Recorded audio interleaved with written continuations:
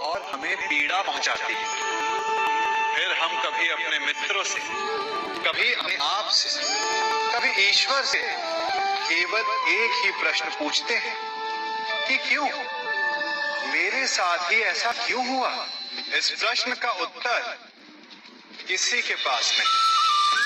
ये प्रश्न एक चक्रव्यूह, और इससे निकलने का मार्ग भी एक प्रश्न से ही आता है। यदि ऐसी अनुभूति हो तो स्वयं से प्रश्न पूछिए कि अब मैं ऐसा क्या करूं कि उस पीड़ा का अंत हो जाए। यदि मार्ग में बाधा आए तो ये प्रश्न ना करें कि बाधा मेरे समक्ष ही क्यों आई, बल्कि ये देखें कि उस बाधा से कई लोग आगे भी बढ़े हैं। आगे बढ़ने के लिए पांव से धरती को धकेलना पड़ता है। जो बीत गया उसकी पीड़ा का मत बीते हुए कल में नहीं, आने वाले भविष्य में मिलेगा। वर्तमान को अतीत के अन्याय का शोक मनाने में व्यर्थ ना करें।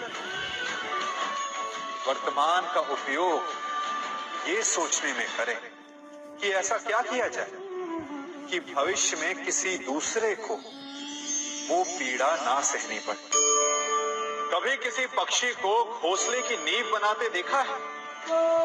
अथक परिश्रम करके तिनका तिनका बिटोर कर वो पक्षी अपना घोंसला बनाता है, अपनी संतान के लिए एक सुरक्षित घर बनाता है।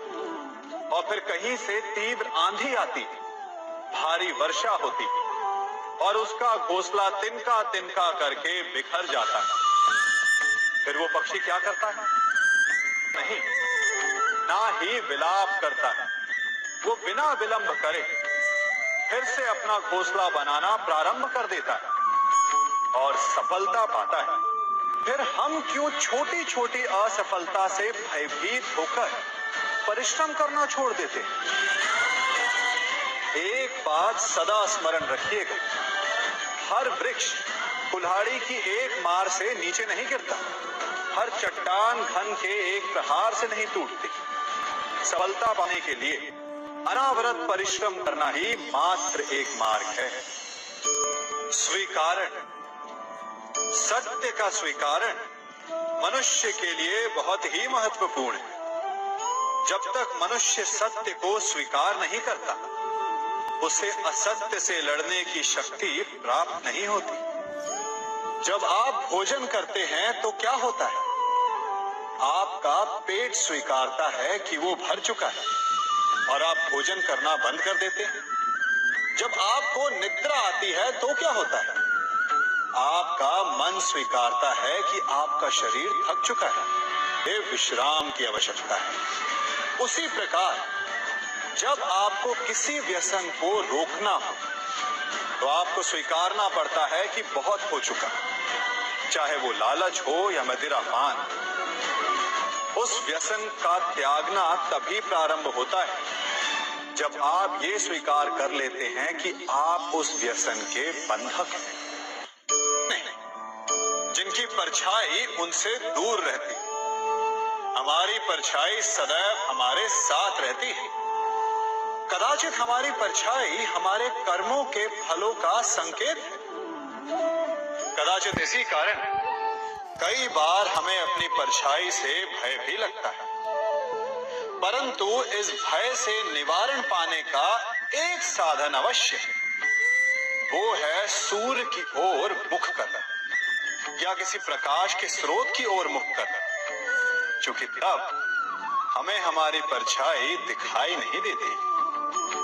यदि इसे जीवन के संदर्भ में देखें तो ये प्रकाश का स्रोत शुभ कर्मों की चेतना है। यदि आपके मन में शुभ कर्म करने की इच्छा है तो आपको कभी भी कर्मों के फल का भय नहीं होगा, क्योंकि यदि आपका मन शुद्ध होगा तो आपके कर्म शुद्ध होंगे और शुद्ध कर्मों का फल कभी अशुद्ध नहीं हो सकता। आज मैं आप सबको एक कथा सुनाता हूं। एक दिन प्रातः एक व्यापारी अपने घर से निकला। घर से निकलते ही एक बिल्ली ने उस व्यापारी का मार्ग काट दी। व्यापारी घबरा गया वो फिर से घर लौट गया और शुभ घड़ी की प्रतीक्षा करने लगा। और जब वो पुनः अपने घर से निकला तब वो वाहन जा चुका था जिससे राजा तक पहुंचकर उसे भेंट देनी थी। राजा को भेंट नहीं मिली। राजा क्रोधित हो गए। राजा ने उस व्यापारी का व्यापार करवा दिया। इस कारण व्यापारी क्रोधित होकर घर पर अपनी पत्नी से लड़ बैठा। पत्नी अपने बच्चों समेत मैके वापस चली गई और उस व्यापारी के जीवन में यदि कुछ रह गया था तो केवल अंधकार। और इन सब का कारण वो उस बिल्ली को मानता रहा जिसने उसका मार्ग काटा था। ऐसा ही एक दूसरा व्यापारी राजा को भेंट देने निकला और उस व्यापारी का मार्ग भी एक बिल्ली ने काट दिया। वो व्यापारी तनिक घबराया, परंतु उसने आगे बढ़ना अधिक उचित समझा। राजा तक वो समय पर पहुंचा। उसने राजा को भेंट दी। राजा प्रसन्न हुए और राजा ने व्यापारी को अपना व्यापार बढ़ाने की अनुमति दी, स्वर्ण आभूषण दी। जब व्यापारी घर पर पहुंचा तो पत्नी को आभूषण और अपने बच्चों को देने के लिए वस्त्र थे उसके पास। हर ओर प्रसन्नता थी। समझ रहे हैं ना? दोनों के साथ एक ही प्रकार की घटना हुई, परंतु दोनों की प्रतिक्रिया भिन्न थी। ऐसा ही हमारा जीवन भी है। हमारे जीवन में प्रारब्ध का अपना स्थान है, परंतु उससे कई अधिक महत्वपूर्ण हमारी प्रतिक्रिया, हमारे सोच का प्रभाव है, क्योंकि यही हमारे जीवन को आकार देते हैं। इसलिए अपनी सोच को सकारात्मक रखिए। आपका जीवन सदैव आनंदमय रहेगा। आप इन दो पात्रों को देख रहे हैं। मेरे इस पात्र में जल है और ये पात्र मिष्ठान से भरा हुआ है। दोनों ही पात्र भरे हैं, परंतु देखिए,